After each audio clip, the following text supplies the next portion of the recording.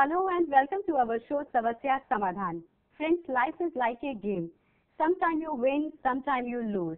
But ये आपके ऊपर निर्भर करता है कि आप अपनी हार से क्या सीखते हैं। जी हाँ, बहुत से लोग ऐसे होते हैं जो अपनी हार को अपनी ताकत बना लेते हैं। वो ये सोचते हैं कि अगर आज वो हारे हैं तो जिंदगी का एक मुकाम ऐसा आएगा जब वो जीतेंगे और सफलता उनके कदम चूमेगी। और हम भी यही चाहते हैं कि जिंदगी के हर मोड़ पर आप तरक्की करें और आपकी समस्याओं का समाधान होता रहे। तो आपकी समस्याओं को हल करने के लिए एक बार फिर से हमारे स्टूडियो में मौजूद हैं जाने माने ज्योतिषाचार्य डॉक्टर राजेंद्र धमेजा जी। तो चलिए करते हैं उनका स्वागत और लेते हैं उनसे कुछ अमूल्य जानकारी। सर, आपका बहुत बहुत स्वागत है। नमस्कार सर, हमेशा की तरह आज भी हमें बहुत से पत्र आए हैं और दर्शक यही लिखते हैं कि हमारे इस कार्यक्रम को बहुत ज्यादा पसंद करते हैं। आप जो भी जानकारियां उन्हें देते हैं वो बहुत ही महत्वपूर्ण होती हैं और उन्हें वो अपनाते हैं। तो आज हम ये पहला पत्र लेंगे अनिल कुमार शर्मा जी का। ये इन्होंने हमें भेजा है जयपुर से और ये लिखते हैं कि 18 वर्ष से ही इनकी स्थिति बहुत खराब चल रही है, आर्थिक स्थिति बहुत ज्यादा खराब चल रही है इनकी। तो ये आपसे कुछ खास उपाय जानना चाहते हैं। धन्यवाद। जो जन्म पत्री भेजी गई है उसमें जन्म तिथि है 16/9/1957, जन्म समय है 16:57 और स्थान है जयपुर। इसमें मकर लगन है जन्म कुंडली में, केतु चतुर्थ स्थान में, चंद्रमा पंचम स्थान में वृष राशि में, बुध अष्टम स्थान में सिंह राशि में, कन्या राशि में भाग्य स्थान में है गुरु मंगल और सूर्य। राहु और शुक्र हैं दसम स्थान में तुला राशि में और शनि है एकादश स्थान में वृश्चिक राशि में। और नवांश में जो स्थिति है उसमें है कन्या लगन, बुध और केतु हैं लगन में, शनि वृश्चिक राशि में, यानी कि शनि वर्गोत्तम है। शुक्र है धनु राशि में चतुर्थ स्थान में नवांश में, सूर्य और मंगल पंचम स्थान में मकर राशि में, राहु सप्तम स्थान में मीन राशि में, गुरु भाग्य स्थान में वृषभ राशि में और चंद्रमा कर्क राशि में, यानी कि स्वग्रही है नवांश में एकादश स्थान में।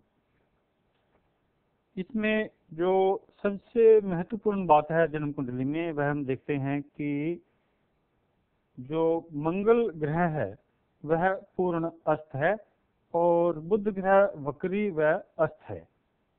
तो ये दो जो महत्वपूर्ण ग्रह हैं ये दोनों वक्री हैं और अस्त हैं। एक वक्री है बुध ग्रह और दोनों ग्रह मंगल और बुध अस्त हैं। जो इसमें शेष स्थिति है वह है कि चंद्रमा के दोनों ओर जन्म कुंडली में कोई भी ग्रह नहीं है। राहु केतु को हम इन ग्रहों की श्रेणी में नहीं मानते। चंद्रमा के दोनों ओर यदि कोई ग्रह नहीं हो तो केमद्रुम योग होता है जो बहुत ही अशुभ फलदायक होता है।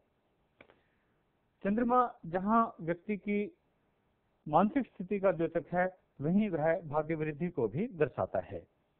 पंचम स्थान में होने से चंद्रमा बुद्धि और विद्या का कारक भी है। इसलिए हम जो यह देखते हैं कि ऐसे व्यक्ति को मानसिक स्थिति और भाग्य वृद्धि में निश्चित तौर पर परेशानी आएगी। एक और स्थिति होती है कि व्यक्ति की दशा क्या चल रही है। इनकी दशा है शनि ग्रह की 22/12/1999 से 22/12/2018 तक, यानी कि लग्नेश की दशा है जो कि बहुत ही शुभ फलदायक होनी चाहिए। परंतु वर्तमान में इनकी दशा चली हुई है शनि में शुक्र ग्रह की 13/10/2006 से 12/12/2009 तक। शनि जन्म कुंडली में जैसा कि हमने देखा वर्गोत्तम है और मंगल की राशि वृश्चिक में है। मंगल की राशि में जब शनि ग्रह होता है तो वह बहुत ही विचलित स्थिति में होता है। लग्नेश होने के कारण जन्म कुंडली में वह बहुत ही महत्वपूर्ण ग्रह माना जाता है। इसलिए यदि वह विचलित है तो व्यक्ति की मानसिक स्थिति व उसकी आर्थिक स्थिति तथा अन्य सभी प्रकार से जो उसकी प्रगति के योग हैं वे विचलित ही रहेंगे। ऐसा व्यक्ति कभी भी यह स्थिर नहीं कर पाता कि उसे जीवन में किस प्रकार से आगे बढ़ना है। अब इनके लिए हम जो उपाय यदि हम देखें तो ऐसे व्यक्ति को सबसे पहले अपने भाग्य वृद्धि पर बल देना चाहिए। भाग्येश इनका है बुध ग्रह, जो कि अष्टम स्थान में है। अष्टम स्थान को जन्म कुंडली में गड्ढा माना गया है, रुकावट का स्थान माना गया है। तो अष्टम स्थान में बुध ग्रह होने से इनका भाग्य प्रबल नहीं है। भाग्य को हम बल देंगे तो इन्हें अपने जो भाग्य स्थान का स्वामी बुध ग्रह है उसका रत्न पन्ना बीसा लॉकेट में लगाकर धारण करना चाहिए। पंच धातु में बीसा लॉकेट ये बनाएं, उसके नीचे पन्ना लगाएं और उसको बुधवार को बुध ग्रह का मंत्र पाठ करके धारण करें। इससे इनके जो शत्रु हैं, जो ये कार्य करते हैं, उसमें जो इनके प्रतियोगी हैं उनका बल क्षीण होगा, इनका बल बढ़ेगा और इनकी जीवन में प्रगति होगी। दूसरा उपाय ये कर सकते हैं, ये जो इनका पंचमेश है शुक्र ग्रह, उसका रत्न भी धारण कर सकते हैं। डायमंड धारण करें या जो अमेरिकन डायमंड भी धारण कर सकते हैं। और ये अपने लग्नेश को बल दें, क्योंकि लग्नेश शनि की अभी दशा चल रही है इनकी और 2018 तक है, जो कि अभी काफी लंबा समय है। इसलिए शनि को बल देना भी इनके लिए जरूरी है। तो ये शनि ग्रह का रत्न जो नीलम भी धारण कर सकते हैं, नीलम या उसका उपरत्न नीली धारण करें, यह भी इनके लिए लाभदायक है। एक बहुत ही आसान उपाय इनके लिए मैं बता देता हूँ कि ये गणेश जी की पूजा करें और गणेश जी की मूर्ति अपने घर में लगाएं। अगर ये गणेश जी की मूर्ति श्वेतार्क से बनी हुई अपने घर में लगाते हैं तो इनके लिए वह शीघ्र ही फलदायक होगी, क्योंकि इनके जो कर्म स्थान में राहु केतु की स्थिति है या राहु केतु का ज्यादा प्रभाव है। केतु चतुर्थ स्थान में अस्थिरता देता है, राहु दसम स्थान में है, वह भी कुछ इनको व्यावसायिक अस्थिरता देता है। तो ये अपने घर के दरवाजे के बाहर और अंदर की तरफ एक गणेश जी की मूर्ति लगाएं और उस पर 40 दिन एक प्रयोग करें। जो गणेश जी को दूर्वा बहुत पसंद है, 40 दिन वे गणेश जी को दूर्वा चढ़ाएं और गणेश जी का जो मंत्र है ओम गम गणपति नमः, इसका मंत्र पाठ करें 108 बार। तो इन्हें बहुत ही लाभ मिलेगा और इनके घर में समृद्धि बढ़ेगी। ये अगर ऐसा कर सकें कि अपना जो इनका मुख्य द्वार है, गणेश जी की एक मूर्ति मुख्य द्वार में बाहर की ओर और दूसरी मुख्य द्वार के अंदर की ओर लगाएं, उससे इन्हें यह लाभ होगा कि घर के बाहर भी और घर के अंदर भी समृद्धि बढ़ेगी। गणेश जी के बारे में यह निश्चित तौर पर कहा गया है कि जो जैसे हम उपाय बताते हैं कि गणेश जी की जिधर पीठ होती है उधर दरिद्रता आती है और जिधर मुख होता है वहां पर समृद्धि बढ़ती है। तो यदि ये घर के बाहर और घर के अंदर दोनों तरफ गणेश जी का मुख रखें तो निश्चित तौर पर इनके घर के अंदर और घर के बाहर आर्थिक समृद्धि बढ़ेगी और इनको शीघ्र ही इसका फल मिलेगा। तो जो इनकी अभी दशा चल रही है शनि में शुक्र की, वह भी इनके लिए लाभदायक हो जाएगी।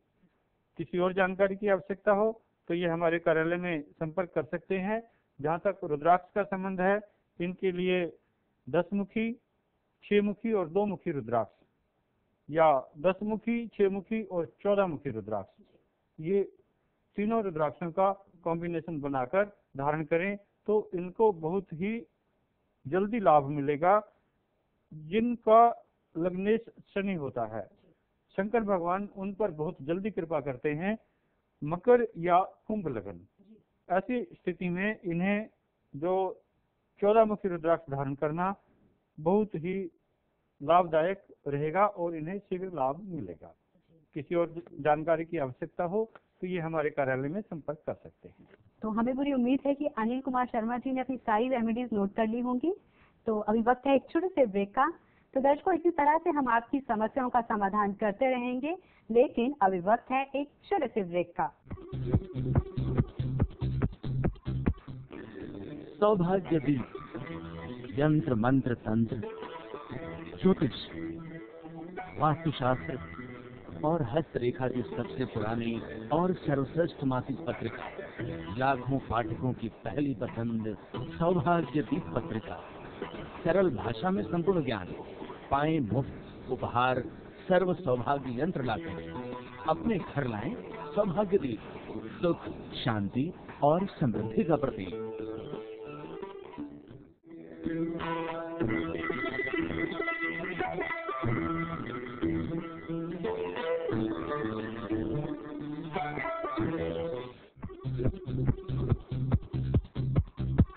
ब्रेक के बाद आप सभी दर्शकों का बहुत बहुत स्वागत है कार्यक्रम समस्या समाधान में।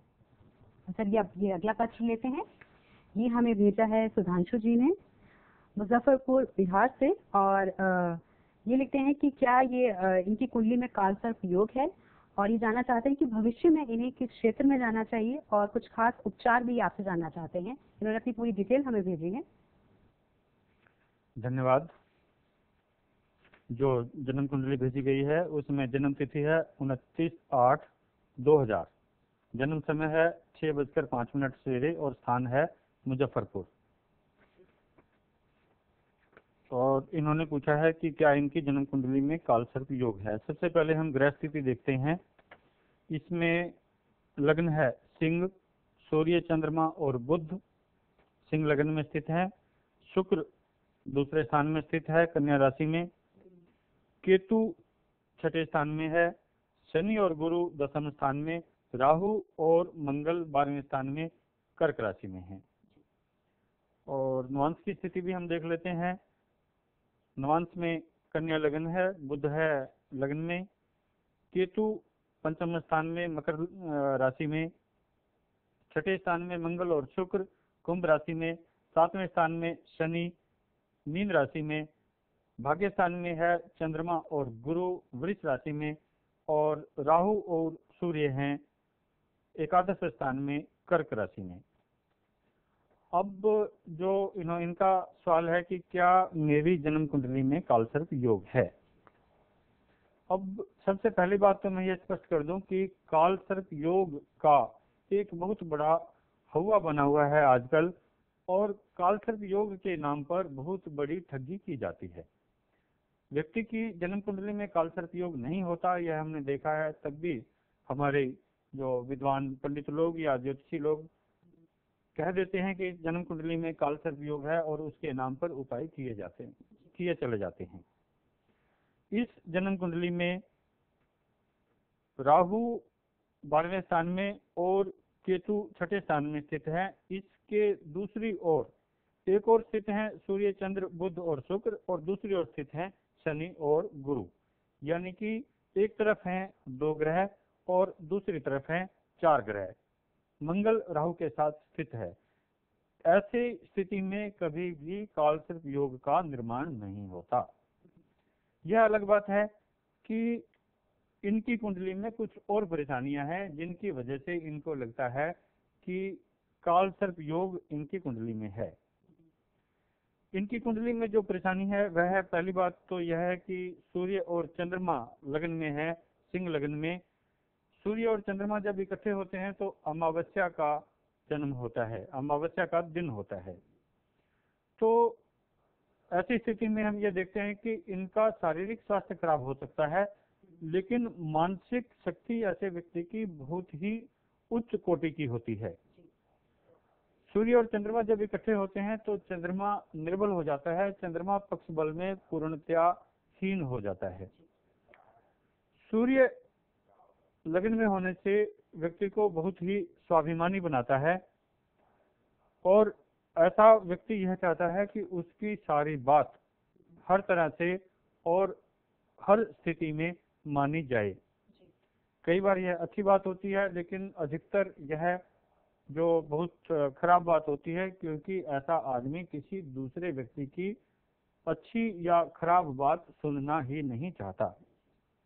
जब भी हम कोई काम करें, यदि हमें प्रगति चाहिए तो हमें अपने आंखें और कान हमेशा खुले रखने चाहिए, तभी हम प्रगति कर सकते हैं।